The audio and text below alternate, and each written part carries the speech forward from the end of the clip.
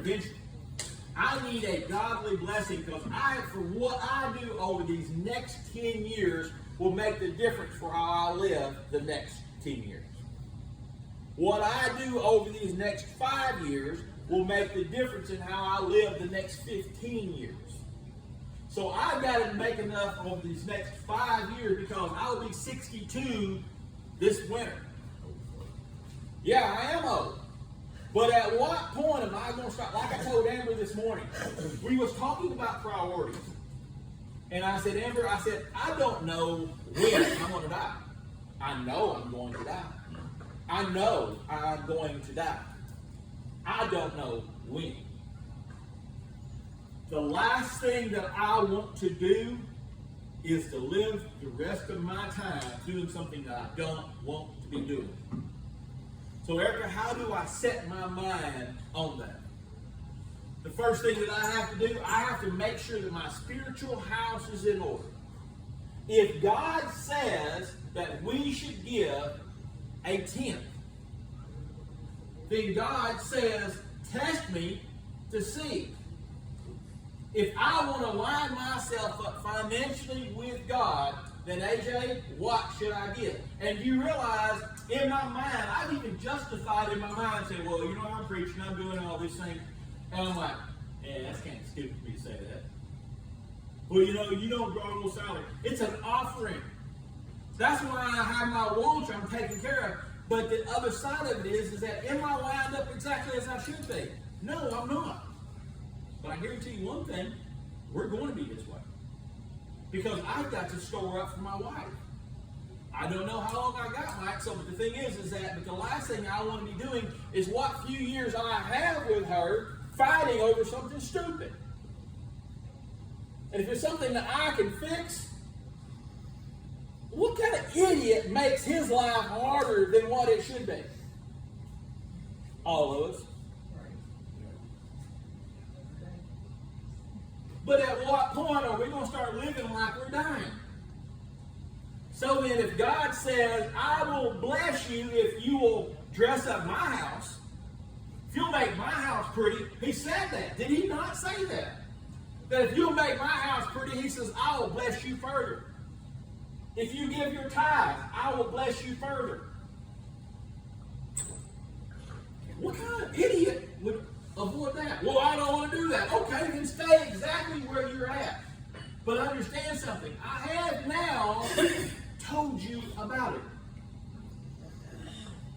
Now, mind you, as other people come in, I'm going to have to do the same thing again. Why?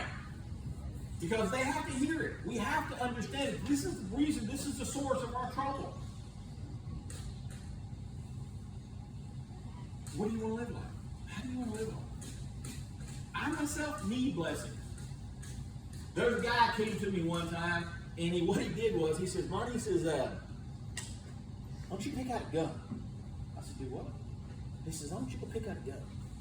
He says, I heard you talk about this right here. And I said, so, Steve, what are you going to find a gun for? He said, man, he said, just tell me which one you want. He says, I'll buy it for you. What? He said, man, he said, I need to make some money. See, I was a production manager.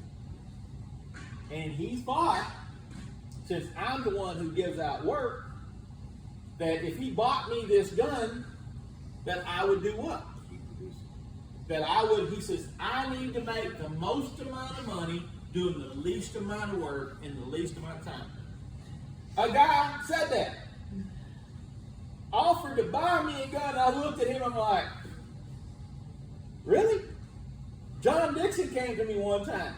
John says, hey man, he says, I think I've gotten to the point in my career where I should be doing basically all of the gravy work and let somebody else do all the hard work. I said, that sounds like a great idea. Just let me run it by Gary. Make sure Gary's okay with that. That Gary gets all the suck jobs and you get all the great jobs. I will see how that works out. It don't work out that way. But isn't it funny that even the heathens understand the nature of the tithe? They understand the nature of, hey man, I'm going to offer this to you because in return I want this. And it's not about having enough money to go out there And to be able to drive a brand new car and have it paid for and have money to make all stuff. The thing is that you realize that having all that stuff means nothing at the end of the day. Yes. Means nothing at the end of the day. The Bible says, what good is it for a man to gain the whole world and lose his soul? The Bible says, seek ye first the kingdom of heaven, and all these things will be added to it. Seek ye first the kingdom of heaven. Line yourself up to where you're doing what God says, and all these other things be taken care of. So as I said, I may have 5 years to live. I may have 15 years to live. I may have 25 years. I don't know. How do I want to live? What do I want to live like? If we want to, the Bible says test God on this thing. Let's start walking in obedience. Let's start taking care of his house. Let's start tithing. Let's start living like a church. And then see what happens in our lives.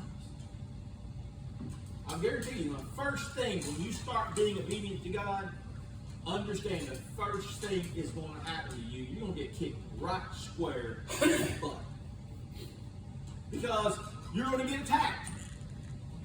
And he says, God's not going to do this. God's not going to do that. You don't do it for that reason. You do it because you love him.